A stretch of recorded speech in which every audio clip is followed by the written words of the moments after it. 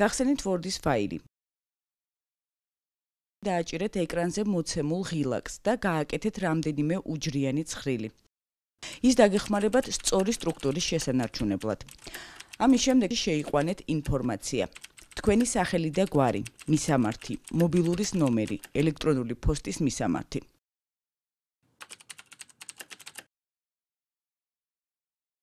შემდეგ ისევ გააკეთეთ ერთუჯრიანი გრაფა. ეკრანს დააკვირდით, გვერდით პროგრამა გთავაზობთ სხვადასხვა დიზაინის შერჩევას. შეარჩიეთ რომელიც მოგწონთ, თუმცა გაითვალისწინეთ რომ ფერი იყოს აკადემიური. გამოკვეთილად დაწერეთ სამუშაო გამოცდილება. დაიწყეთ ბოლო სამუშაო გამოცდილებით. მაგალითად, 2015 წელი, სად მუშაობდით, კომპანიის დასახელება და რა თანამდებობაზე. მაგალითად, მიმტანი, ჟურნალისტი, მენეჯერი, მშენებელი და ასე შემდეგ. თუ მანამდეც მუშაობდით, შემდეგ ის დაწერეთ. მაგალითად, 2014-13 წლებში, ან შესაძლებელია უფრო ადრე.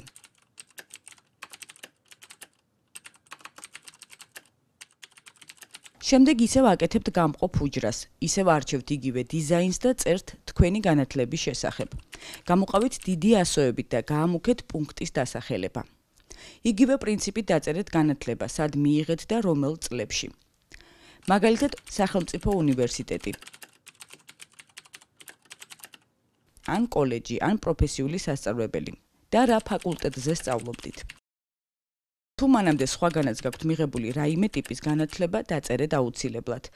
ისევ გამყოფი ხაზი გააკეთეთ და მიუთითეთ რა ენებს ფლობთ.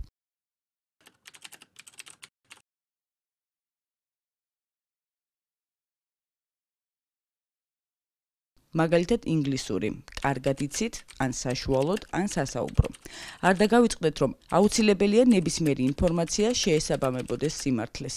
კიდევ ერთ ქვეპუნქტში ჩაწერეთ კომპიუტერული პროგრამები. რა პროგრამებში მუშაობთ, იცით თუ არა ინტერნეტში მუშაობა, საძიებო სისტემები და სხვა.